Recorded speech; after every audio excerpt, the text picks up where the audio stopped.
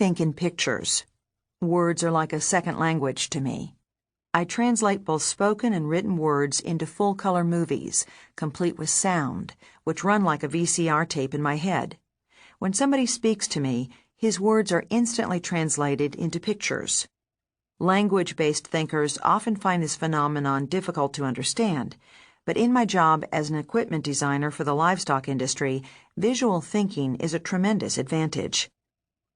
Visual thinking has enabled me to build entire systems in my imagination. During my career, I have designed all kinds of equipment, ranging from corrals for handling cattle on ranches to systems for handling cattle and hogs during veterinary procedures and slaughter. I have worked for many major livestock companies. In fact, 1/3 of the cattle and hogs in the United States are handled in equipment I have designed. Some of the people I've worked for don't even know that their systems were designed by someone with autism. I value my ability to think visually, and I would never want to lose it. One of the most profound mysteries of autism has been the remarkable ability of most autistic people to excel at visual spatial skills while performing so poorly at verbal skills. When I was a child and a teenager, I thought everybody thought in pictures. I had no idea that my thought processes were different. In fact, I did not realize the full extent of the differences until very recently. At meetings and at work, I started asking other people detailed questions about how they accessed information from their memories.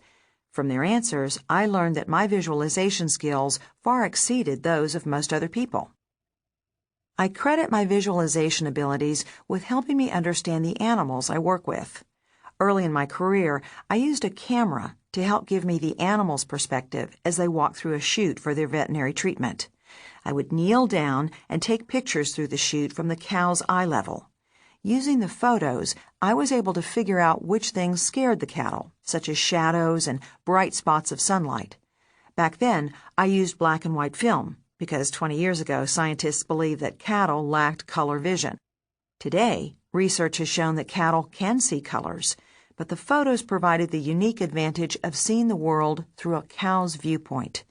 They helped me figure out why the animals refused to go in one chute, but willingly walked through another. Every design problem I've ever solved started with my ability to visualize and see the world in pictures. I started designing things as a child, when I was always experimenting with new kinds of kites and model airplanes. In elementary school, I made a helicopter out of a broken balsa wood airplane. When I wound up the propeller, the helicopter flew straight up about 100 feet. I also made bird-shaped paper kites, which I flew behind my bike. The kites were cut out from a single sheet of heavy drawing paper and flown with thread. I experimented with different ways of bending the wings to increase flying performance. Bending the tips of the wings up made the kite fly higher.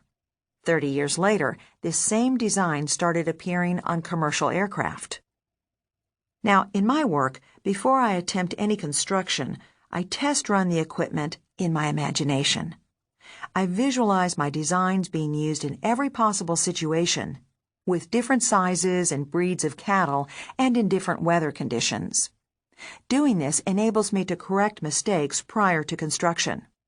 Today, everyone is excited about the new virtual reality computer systems in which the user wears special goggles and is fully immersed in video game action.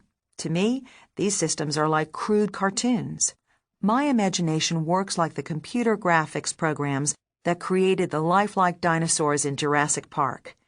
When I do an equipment simulation in my imagination or work on an engineering problem, it's like seeing it on a videotape in my mind.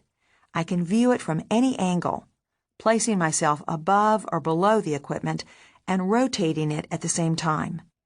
I don't need a fancy graphics program that can produce three-dimensional design simulations.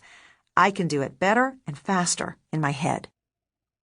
I create new images all the time by taking many little parts of images I have in the video library in my imagination and piecing them together.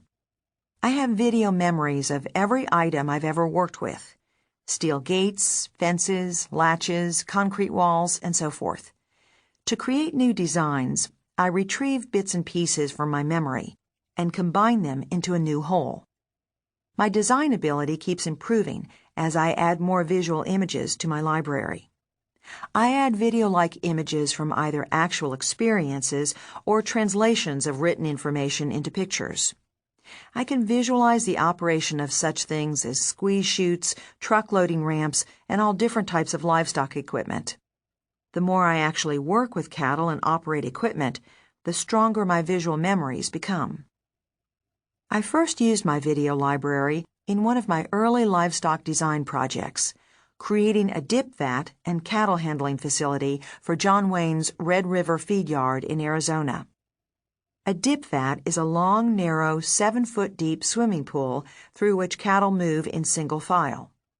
It's filled with pesticide to rid the animals of ticks, lice, and other external parasites. In 1978, existing dip vat designs were very poor. The animals often panicked because they were forced to slide into the vat down a steep, slick concrete decline. They would refuse to jump into the vat, and sometimes they would flip over backward and drown. The engineers who designed the slide never thought about why the cattle became so frightened.